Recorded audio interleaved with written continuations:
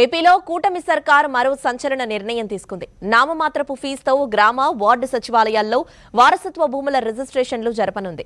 Sub registrar కార్యాలయం నిర్ధారించిన market విలువ ప్రకారం సదరు ఆస్తి విలువ 10 లక్షల లోపు ఉంటే 100, ఆపైన ఉంటే 1000 రూపాయల ఫీజును స్టాంప్ డ్యూటీ కింద తీసుకోనున్నారు. ఆస్తి యజమానులు మరణించిన తర్వాత వారసులకు సంక్రమించే వాటికి మాత్రమే గ్రామ, వార్డు సచివాలయాల్లో రిజిస్ట్రేషన్ చేస్తారు. మిగిలిన వాటిని యథావిధిగా సబ్ రిజిస్ట్రార్ కార్యాలయాల్లోనే చేస్తారు.